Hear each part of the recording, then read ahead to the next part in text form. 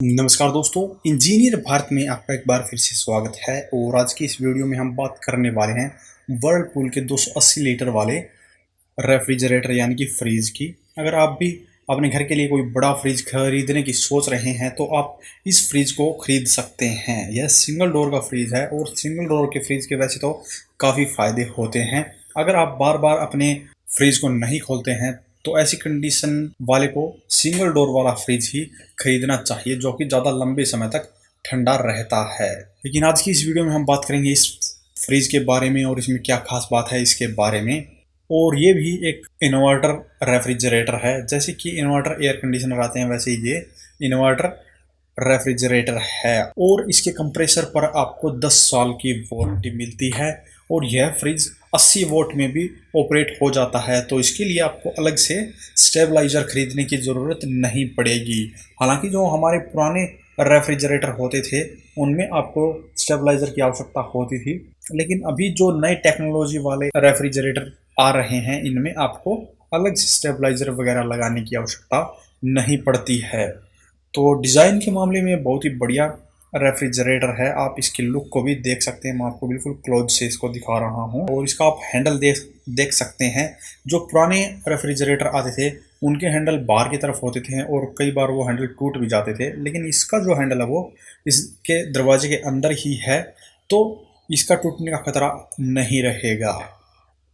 और आप अंदर से इसको देख सकते हैं, कुछ ऐसा आपको देखने को मिलेगा। वैसे तो एक नॉर्मल जो रेफ्रिजरेटर होता है वैसा ही आपको देखने को मिलता है, लेकिन इसमें कई अलग अलग सेक्शन दिए गए हैं अलग अलग चीज़ों के लिए।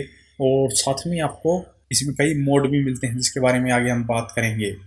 तो लुक वाइज आप देख सकते हैं कुछ ऐसा आपको देखने को मिलेगा। और ये काफ़ी बड़ा रेफ्रिजरेटर है। आप अंदाज़ा लगा सकते हैं कि ये कितना बड़ा होगा। लगभग 5 फुट के करीब ये है, उससे ज़्यादा ही हो सकता है। और यहाँ पे आप देख सकते हैं 4 मोड आपको इसके अंदर मिलते हैं। जो सबसे पहले यहाँ पे आपको 3 मोड दिखाई दे रहे हैं, पावर सेवर का, एवरीडे का और क्विक चिल का। इनमें पावर सेवर वाला अगर आप सेट कर देते हैं तो आपकी ये ज़्यादा से ज़्यादा बिजली की बचत करेगा। एवरीडे के ऊपर भी आप नॉर्मली जो यूज़ करते हैं उस तरह से सेट कर सकते हैं, नॉर्मल कूलिंग इसके अंदर रहेगी। और अगर आप सेट कर देते हैं क्विक चिल के ऊपर तो यह आपके फ्रिज को बहुत जल्दी ठंडा करने की कोशिश करता है। और आपने जो भी इसके अंदर बोतल वगैरह रखी है, जो भी आपने सामान रखा है, वो काफ़ी जल्दी ठंडा हो जाता है। और सबसे ऊपर है फास्ट आइस का ऑप्शन, जो कि फ्रीज़र के लिए है। अगर आप ज़्यादा और जल्दी बर्फ़ जमाना चाहते हैं तो इस ऑप्शन को इनेबल कर सकते हैं। इसके लिए आपको जो नीचे यहाँ पे बटन दिया गया है इसे 3 सेकंड तक प्रेस करके रखना है, तभी यह मोड इनेबल होगा। और अगर आप इसे डिसेबल करना चाहते हैं तो फिर से इसे आपको 3 सेकंड तक दबाए रखना है और ये मोड है वो डिसेबल हो जाएगा। वैसे तो इस मोड की आवश्यकता उसको पड़ती है जिसको बर्फ़ का ज़्यादा इस्तेमाल करना पड़ता है, या हाँ यानी कि जो कोल्ड ड्रिंक वगैरह की शॉप वगैरह, या अपने घर में भी अगर आप आइस का ज़्यादा इस्तेमाल करते हैं तभी आप फास्ट आइस का इस्तेमाल करें, क्योंकि उस कंडीशन में ये थोड़ी सी पावर की जो खपत है वो ज़्यादा कर देता है। लेकिन अगर आप घर में इसे इस्तेमाल करना चाहते हैं तो एवरीडे जो मोड है वो सेलेक्ट कर सकते हैं अगर आपके यहाँ पे पावर कट ज़्यादा रहता है। और अगर आपके यहाँ पे पावर कट कम रहता है तो पावर जो सेवर मोड है वो इनेबल कर दीजिए। तो ये इसमें खास फीचर दिया गया है, क्योंकि जो पुराने रेफ्रिजरेटर होते थे उसमें आपको ऐसा कोई मोड देखने को नहीं मिलता था, जिसके कारण उसमें जो पावर कंजप्शन है वो ज़्यादा रहती थी। लेकिन इसके अंदर आप इसे कंट्रोल करके पावर कंजप्शन को कम कर सकते हैं।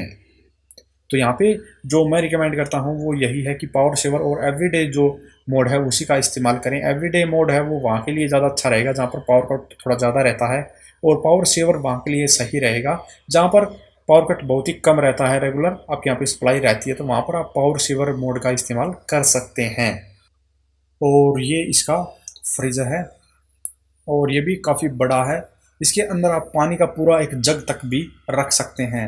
काफ़ी लोगों को जग वगैरह रखने की आवश्यकता पड़ती है, तो आप इस फ्रीज़र के अंदर बिल्कुल एक जग भी रख सकते हैं। और नीचे आप अब इसके सेक्शन देखिए, ये मैजिक चिल ट्रे है। और ये यहाँ पे इसमें ऑटोमेटिक आगे से ये बंद होने वाला सिस्टम है। जब आप इसे वापस अंदर की तरफ करेंगे तो ये वापस से अपने आप बंद हो जाता है। और नीचे यहाँ पे स्पेशल फ्रूट के लिए आपको यहाँ पे एक ट्रे दी गई है। और इसकी जो स्लेफ है वे आप देख सकते हैं टफन ग्लास की है, तो काफ़ी मजबूत स्लिप आपको यहाँ पे देखने को मिलती है। और यहाँ पे स्पेशल फ्रूट को फ्रेश रखने के लिए माइक्रो ब्लॉक दिया गया है, जो कि 99% बैक्टीरिया की ग्रोथ को रोकता है और आपके फ्रूट वगैरह को फ्रेश रखता है। और यहाँ पे ये मॉइस्चर को कंट्रोल करने के लिए नोब दी गई है और इसमें आप सब्जी वगैरह रख सकते हैं। और इन सभी स्लेफ को और ट्रे को आप बाहर भी निकाल सकते हैं। और दूसरा सेक्शन आप देख सकते हैं, यहाँ पर हम जनरली बोतल वगैरह ही रखते हैं, तो यहाँ पे बिग बोतल के लिए अलग रैक दी गई है और यहाँ पे इजी रैक दी गई है। साथ में ही 2 इजी रैक है और 2 बिग बोतल के लिए रैक है। और सबसे लास्ट में आपको मसाला बीन रैक मिलती है, जो कि आप सबसे नीचे देख सकते हैं। और इसके साइड में यहाँ पे इसका टोल फ्री नंबर दिया गया है और यहाँ पे कुछ लिखा हुआ है, जैसे कि फ्रिज की साइड गर्म हो सकती है, जो कि मॉइस्चर को हटाने के लिए डिज़ाइन की गई है, तो यह इसमें कोई समस्या नहीं है। तो जब आपका जो फ्रिज है वो आपको गर्म लगता है तो आपको इसमें घबराने वाली बात नहीं है, क्योंकि यह इसके मॉइस्चर को हटाने के लिए इसके अंदर ही फीचर दिया गया है। और इस रेफ्रिजरेटर के ऊपर आपको कोई भी जलती वस्तु या गर्म वस्तु को नहीं रखना है, इस बात का भी आपको विशेष ध्यान रखना है। और यह फ्रिज आपको दीवार से कम 150 mm दूर रखना है। तो वैसे तो आपको ये जनरली पता ही होता है कि हमें जो हमारा फ्रिज वगैरह है वो दीवार से हटा कर ही रखना चाहिए, तो इसके ऊपर इन्होंने स्पेशल इंस्ट्रक्शन भी दी है। तो पीछे की तरफ यहाँ पे आप देख सकते हैं कुछ स्टिकर वगैरह है और इसके मॉडल नंबर वगैरह भी यहाँ पे दिए गए हैं। और यहाँ पे कुछ सर्किट डायग्राम वगैरह भी इसके अंदर आपको दिखाए गए हैं, जो कि आप यहाँ पे देख सकते हैं। इसके अलावा आप पीछे देख सकते हैं जो नॉर्मल हमारे फ्रिज होते हैं वैसा ही इसका कुछ डिज़ाइन है और नीचे इसके यहाँ पे कंप्रेसर लगा हुआ है। तो आपने देखा कि फ्रिज का जो डिज़ाइन है वो काफ़ी अच्छा है और कई अलग अलग फीचर आपको दिए गए हैं। अगर आप इसके बारे में और ज़्यादा फीचर के बारे में पढ़ना चाहते हैं तो बिल्कुल इसकी वेबसाइट पे जाकर आप इसके बारे में और जानकारी पा सकते हैं। तो यहाँ पे ये जो इन्वर्टर है उनके लिए बिल्कुल फ़ायदेमंद साबित होगा, जो कि सोलर इन्वर्टर या नॉर्मल इन्वर्टर के ऊपर भी अपने फ्रिज को चलाना चाहते हैं और जहाँ पर पावर कट बहुत ज़्यादा होते हैं वहाँ पर भी इस फ्रिज का आप उपयोग करेंगे तो आपकी जो बिजली की खपत है वो इतनी नहीं होती है, क्योंकि यह इन्वर्टर टेक्नोलॉजी का फ्रिज है। तो इस बात का आपको विशेष ध्यान रखना है कि अगर आप सोलर इन्वर्टर या नॉर्मल इन्वर्टर के लिए फ्रिज खरीदना चाहते हैं तो बिल्कुल आप इसे खरीद सकते हैं। इसे आप ऑनलाइन अमेजोन या फ्लिपकार्ट से खरीद सकते हैं या अपने लोकल मार्केट से भी इसे खरीद सकते हैं। और मैं इसीलिए आपको इस फ्रिज को रिकमेंड कर रहा हूं, क्योंकि इससे पहले मैंने आपको एक वीडियो में फ्रिज की पावर कंजप्शन दिखाई थी जो कि 190 लीटर का था, जो कि इससे ऑलमोस्ट 100 लीटर कम कैपेसिटी का है, लेकिन पावर कंजप्शन इससे भी 10 वोट एक्स्ट्रा ही थी। वो अराउंड 90 से 100 वोट के करीब पावर ले रहा था, लेकिन ये जो इन्वर्टर है वो सिर्फ और सिर्फ 80 वोट पावर कंज्यूम करता है। और जैसे जैसे आपका जो रेफ्रिजरेटर ठंडा होता है वैसे वैसे इसकी पावर कंजप्शन कम होती रहती है। यही खास बात इस रेफ्रिजरेटर में है, इसीलिए हम इस वीडियो में आपको इसके बारे में बता रहे हैं। तो अभी के लिए इस वीडियो में इतना ही। अगर वीडियो पसंद आए तो वीडियो को लाइक करें, शेयर करें, साथ ही हमारे चैनल को सब्सक्राइब करें। सब्सक्राइब करने के साथ साथ बेल आइकन को जरूर दबाएं ताकि इसी प्रकार की वीडियो आपको समय समय पर मिलती रहे। धन्यवाद।